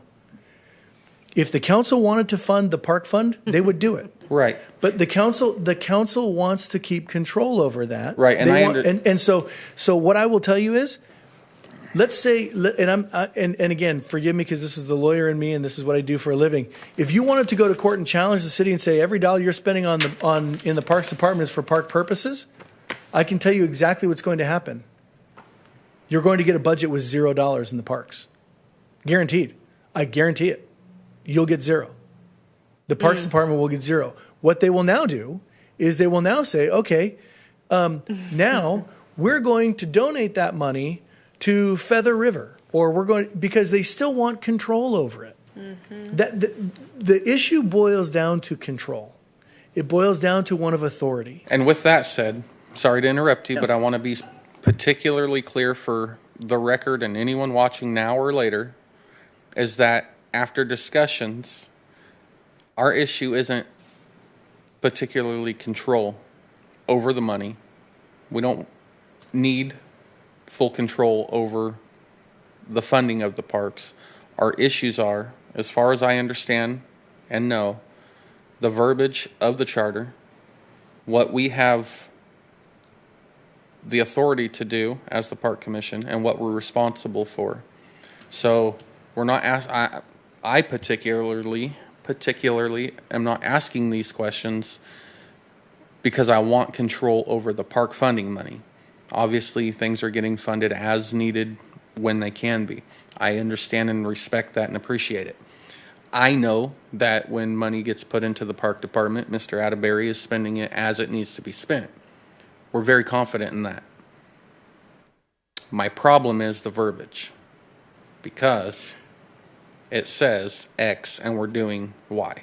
Okay, so let me rephrase it then, because again, and I'm not trying to, I'm not trying to as you mentioned, I'm not trying to be confrontational about it, because No, and we appreciate all the information. To me, look, I don't have, I You don't got a dog in the race. I don't have a dog. I don't have a dog in the race, and again, I think what you're looking for is decision-making authority over how it's expended. Can I put it that?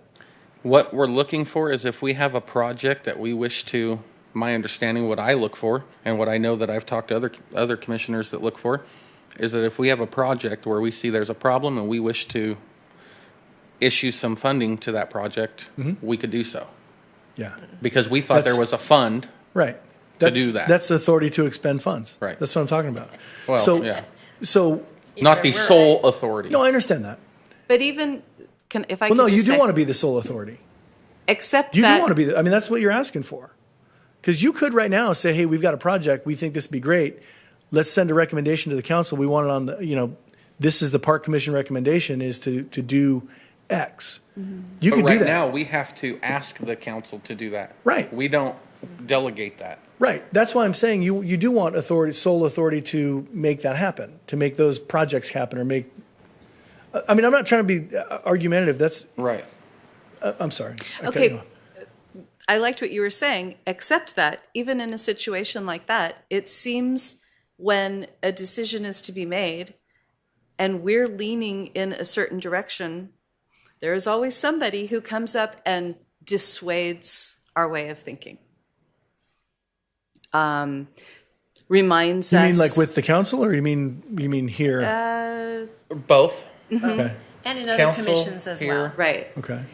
If we're having a discussion, kind of thinking out loud, but saying, okay, could we get some numbers? The example that I'm going to use is the fencing for the parks. Okay. Could we get some numbers for historical reasons, for aesthetic reasons, for just, I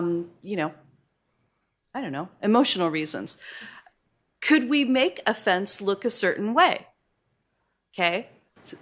Then we are told, wait a minute, that's for all of the parks. So be careful with what. So what I'm saying is we'll start to brainstorm and think, okay, we're on track with something. We might actually finally get to make a real decision here. And then there's an obstacle that sets us back and reminds us, you're not really ultimately making this decision. Or being listened to. Right. So with that said, let me ask you then, anything that comes in front of this commission, are we actually making a decision, or are we just saying, sure, we agree, or we don't agree, and then it gets pushed forward to the council, and then they make the absolute decision? It depends on the decision that you're making. On some items, you do have the authority, and that's where we went through all the items where you do have authority. On some of them, you're making a recommendation. Look, I'm not here to tell you I you was have only truckloads of laughing authority. because of the $0 funded park fund. Yeah, I'm not here to tell you have truckloads of authority. That's not. You don't. Do you have some? Sure, you do. Now, look, this is where I think a conversation needs to be had with the council to find out. Okay, look, council, you have, for policy reasons or whatever reason, you've so far held on to all of the authority. If there are areas that you'd like to work together, and I'm going to use your example, Commissioner, of a certain fence or a certain project or some, let me use fence for a moment. I would, on the front end, talk with council members and say, here's what we're thinking of. What do you think? And whether it's the executive committee or what have you, work on that on the front end, and then the decisions that you make when you present to them.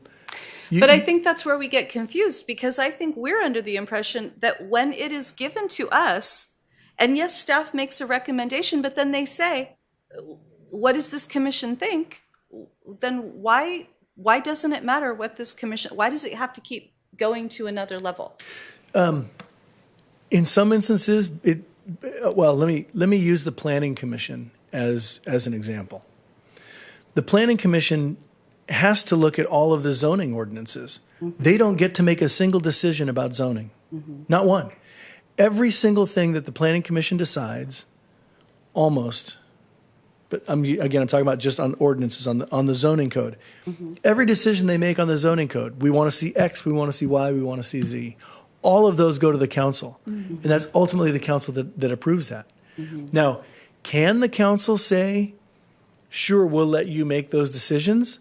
In some instances, they could, right? And in some instances with the Planning Commission, they have given them authority to say, okay, within this framework, you can approve or reject or add conditions to certain things. The Planning Commission is the one that really does have some authority that's been delegated because of, I'll just call it for the sheer volume of stuff that comes before them. It would be unreasonable for the council to make all of those decisions on their own, because if they did, you'd be looking at, instead of a 4 to 6 hour council meeting, an 8 to 12 hour council meeting. It's just, that's why they have a Planning Commission. When it comes to the Arts Commission, the Parks Commission, and what's the other one? The Citizens Oversight Committee. Measure U. What they're saying is, look, you've got a narrow bandwidth within which you can operate. And they want your recommendations within that bandwidth. But ultimately, most of the decisions are going to be made by the council. Now, there are policy reasons for that. And I mentioned some of them, and it really has to do with being accountable to the voters. Okay, then if I could ask staff, when I also serve on the Arts Commission, when we were deciding about the NOFA grants, did that ultimately have to get approval from a higher level? Okay, so we discussed it. We approved for all of the entries and all of the participants within a budget. So every other commission also does this. So they advise, That's correct. They preliminarily decide, and then it goes to city council. And again, it's because the council is a body that's voted in by the people. You guys are a recommending body to the council. Kind of pick up the slack, I guess, so to speak. So we vet the ideas. We, as a commission, receive the information, look it over, vet it, filter it, decide if we like it or not, and then it gets moved forward depending on our decision. Well, it gets moved forward regardless with our decision, our recommendation, whether we like it or don't like it. Okay. Which, my own personal opinion, means absolutely nothing now. Yeah. Because it really feels very pointless. Well, and like I had no idea about all of these other things that we control, because unless they're brought to us, how do we know that? And most of them are like one time. A lot of them are one-time decisions. Yeah. Once you, for example, I'll use just where cars can drive in a park. Once you put in a parking lot, you're not moving that parking lot. And saying, yeah, cars, go ahead and drive on the grass, not likely to happen either. So, once decisions are made, they're made for the most part. Now, there are some that can be modified, but by and large, most of them are set once, and that's it. And that also goes back to the Park Commission being more robust prior to the 80s, when they had the recreational amenities, the swim lagoon, all these different things around town, the ball fields and tennis courts. But those have since moved on to the recreation district. So that has just really reduced even more what the Park Commission has oversight over. Yeah. One of the things to highlight exactly what Dawn is talking about, the baseball fields were transferred. The charter talks about a baseball commission. Mm-hmm. And it has sort of become a joke with me. I always talk about, you guys don't have a baseball commission. What do you have against baseball? Come on. Get your baseball commission going, right? But candidly, the city doesn't own any baseball fields. And we don't operate a league, and we don't, and while I love a good ball game, I can't really recommend that the city field a baseball commission, because what would they do? Mm. Nothing. I mean, with the transfer of the property, those activities are gone. And I know you're feeling a little deflated by all of this, but I think the silver lining that can be found in it is that the council has requested to open up discussions for charter amendments. I think that's the opportunity to bring your desires to the table with the council. So not all is lost there. Because right now it really just feels like the Oversight Committee, Arts Commission, Parks Commission, except for the Planning Commission. Planning Commission does quite a bit, but it really feels like we're here because the charter says that we have to be here, run everything through there, but then we're not going to follow the verbiage on the charter. Our meetings will be a lot shorter. Scott, thank you for all of the clarification. Again, nothing personal to you. No, I don't take it. I've been very frustrated with this for quite some time because the verbiage and trying to understand and Get it. And we are also told multiple different ways, multiple different things. Mm-hmm. Because some people perceive it to be one way, another person perceives it to be another way. We've had Dawn tell us one thing that Bill may say another, and they're perceiving it different in the last couple of years, and that's just because of the verbiage. So what I might, and I'll sort of expand on what Dawn mentioned a minute ago for some maybe parting comments. I'm going to step outside of my role for just a moment as a city attorney. I've never really analyzed it to see, are there components of this that could be expanded? The Planning Commission has some authority within a certain bandwidth for approval of projects, right? There's that. I'm thinking of that table that was created where some are conditional. They have conditional use approval under certain conditions, or they can do use permit authorization, and then they come up with a criteria. I don't know if there's some corollary like that with the parks, where you could say, hey, listen, in these areas, we would like to have some authority to make some decisions, and then our authority is the council give us that authority, then we make those decisions, and it's not reviewed by anybody. I don't know if there are any areas where you could, I'll use the term lobby, but where you could ask the council for some additional jurisdiction or authority. There may be some related to trees or related to parks in some fashion that would give you the ability to say, okay, look, in these areas we want the authority to make the decision, and it isn't reviewed. Now, I will tell you, actually, I'll use the caution when I say isn't reviewed. The Planning Commission actually can get appeals. When the Planning Commission makes a decision, if anyone, and I mean anyone, doesn't like it, they can appeal that to the council. So ultimately, the Planning Commission has authority, but it's subject to an appeal. So again, I would expect a similar thing. If you were to ask for some authority, I would anticipate that it would come with a right to appeal. I can only think in the last 10 years of one item that was approved by the Parks Commission that the council said, yes, good to go, and that ultimately got overturned because someone didn't like it, and it was related to the crumb rubber, the rubber bark. Mm-hmm. It was authorized, it was purchased. It was authorized, purchased, and then never installed because there was some concern about carcinogens, or I'm not recalling all the details, but that's the only one I can ever recall. Right. I can recall I can recall like 2 or 3 items at the Planning Commission that Planning Commission made a decision and it was appealed. The most popular one is the Super Walmart project. It was approved by the Planning Commission. I'm not going to sugarcoat it. A union group hiding as environmentalists hired an attorney, also hiding as an environmentalist, to sue. And their whole bargaining. And I'll express a little bit of personal frustration here. It is uniquely frustrating to sit in a mandatory settlement conference over an environmental litigation, to have the opposing counsel say, well, if your client would just agree to let the members be unionized, we'll drop our appeal. What about all the environmental stuff that you were talking about? That just goes away? The concern for the migrational patterns of the birds due to the glare of the lights in the parking lot. Right.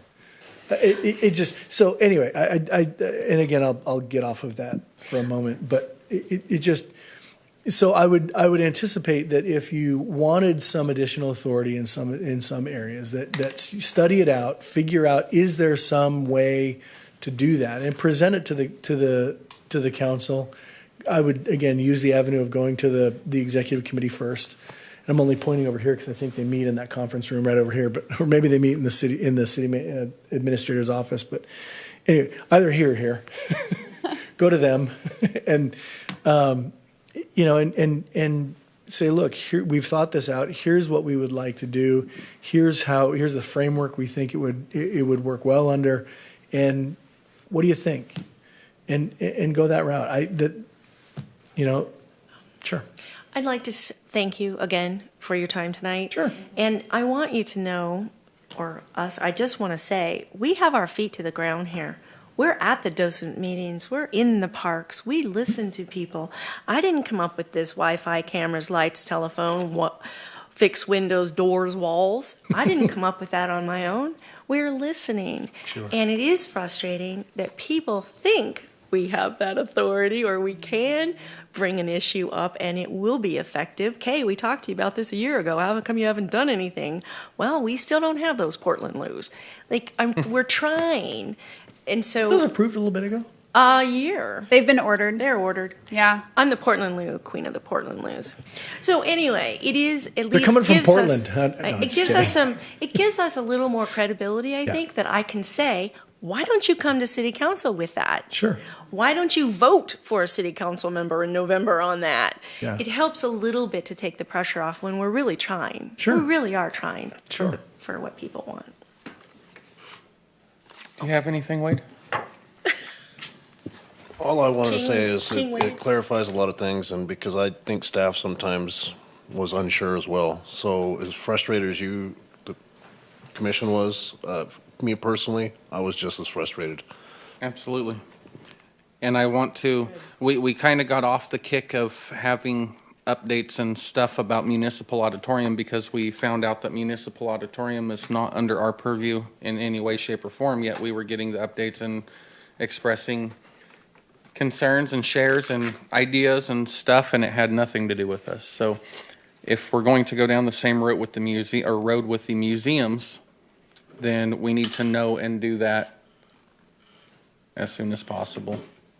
Yep. So I'm going to, just for informational purposes, I'm going to be sending out an email today or tomorrow to the city requesting another special meeting for Parks Commission before the next regularly scheduled meeting so that we can have discussions regarding